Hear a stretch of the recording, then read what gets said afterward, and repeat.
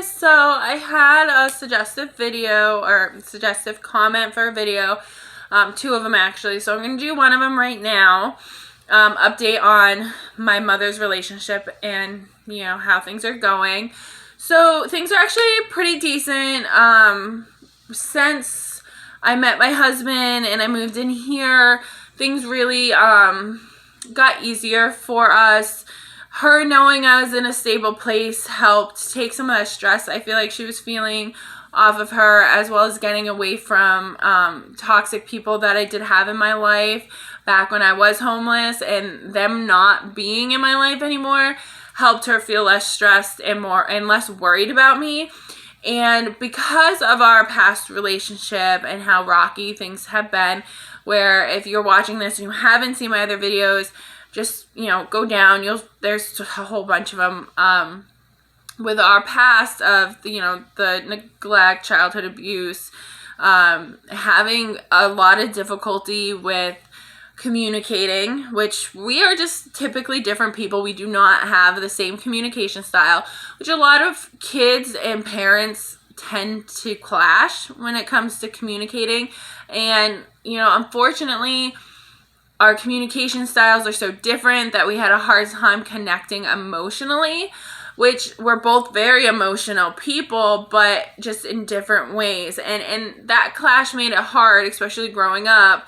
You know, you want your mom there for you, but she doesn't know how to give me the emotional support I'm looking for, as well as she would get extremely emotional about my confrontational personality of, hey, you know, I want you to admit this. I want you to, you know, admit this happened. Why can't you? And I am very abrasive. It's who I am. I am very, I don't want to say confrontational, but I have an assertive personality where if something is, especially as I got older, if something has happened to me and I haven't gotten answers for it and I have PTSD, and if I got triggered off and communication was in process, you know, I would be assertive with, you know, this happened, why can't you tell me this happened, and I want answers. And unfortunately, she's not the type of person that can do that, and I've come to terms with that. You know, there's nothing I can do about that. It's more important for my own personal healing to be able to process the things that happened to me growing up and as a young adult, and let them go and realize, you know, I did learn lessons through everything. Life has not been easy by any means, but it's all for a reason. And with my faith in God, that's helped a lot as well, where the biggest thing that God wants us to learn is that we must forgive others in order for ourselves to be forgiven. And it's not easy. You know, like I say it like it's nothing, but it's not easy. And I still struggle with a lot of things that have happened that I haven't been able to fully move on from. But I'm working on it. I'm in the process of that. I'm, you know, allowing myself to feel everything so that I can process it and let it go. My mom is very excited to be a grandmother. As soon as I told her I was pregnant, you know, she sent the meme that she's going to be a grandma. Like, she's super excited about it. We do live in different states now, which I think also helps our relationship. We don't have to see each other in person, which might sound bad, but for the relationship we have, we communicate a lot better on an intellectual level than we do emotional. And with us both being emotional people, like I stated, being face-to-face can cause a lot of conflict, because even when you're trying not to speak emotionally, when you are emotional, your face definitely shows it, which, you know, you can't help it. So living in different states definitely helps. Getting married to my husband, who she likes, has helped. Let's see. Keeping her up to date with my life, the fact that I don't need her assistance as much, whether it be emotionally or financially, has helped a lot. The fact that she sees my life is on track, I'm taking care of myself, I'm in a healthy relationship, I got a stable place to live, you know, I'm working on myself emotionally and not having impulsive lashing out or freak outs because I'm not handling myself emotionally. Big steps forward there.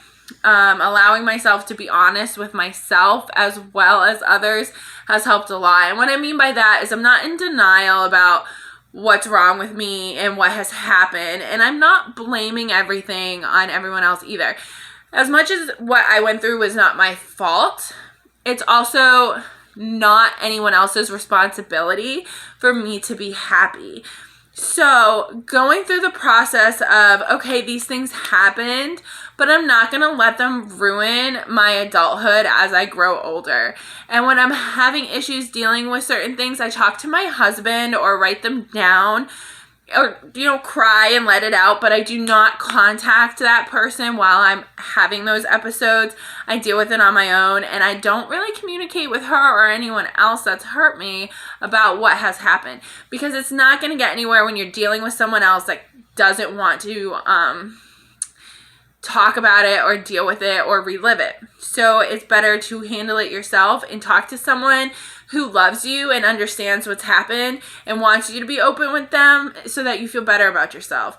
So, our relationship has definitely grown in the fact that I feel like we both are grown as individuals, as well as we both notice the changes in each other, as well as our maturing has helped us to have a relationship, no matter what type of relationship that is. Now, because it's a long distance relationship, it has helped. And I love her, and I know she loves me. She's actually communicated that she loves me, which is helpful because that was something that never really was said before.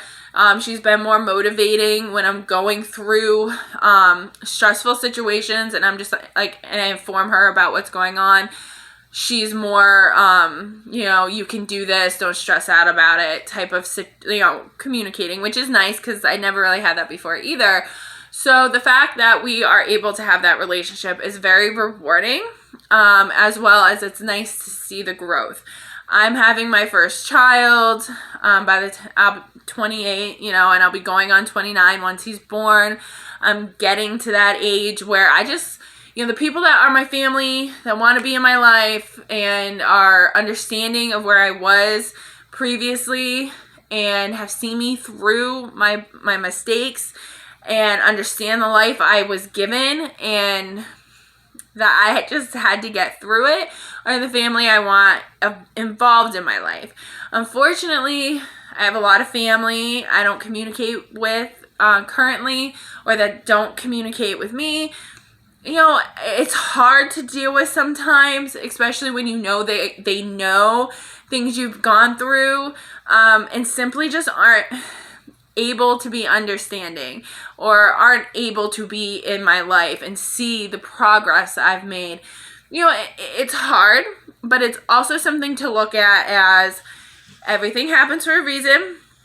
And if someone can't love you in your hardest times, when you are the most irrational or going through hard times, even going through recovery of any sort, whether it's mental recovery, substance abuse recovery, any type of recovery, and they're not willing to see you through what you're going through, it's better to let them go.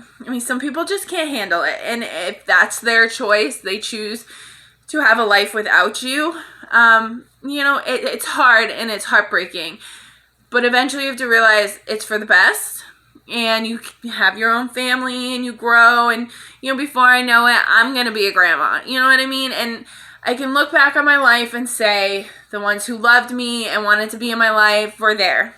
And we worked through the problems we had and made it on the other side. And the ones I lost throughout it doesn't mean I don't have love in my heart for them. I do. I still think about a lot of the family I don't talk to any longer all the time. I still communicate about them to my husband. It's just, it is what it is, and you can't force someone to be in your life. And I'm happy that my mother and I were able to work through our differences and still have a relationship, and that we still love each other despite everything that has happened. It's great growth, and it's definitely motivational to listen to, especially if you've heard the whole story from my other videos that I have. I know there's a few of them on there. So to anyone who watches this, I hope it helps you if you're going through anything similar that I have in my past with my family, and realize that life takes amazing courses and God grants miracles, and sometimes you end up in the perfect place in life despite what's happened. So God bless, guys. Thank you for watching, and I'll talk to you soon.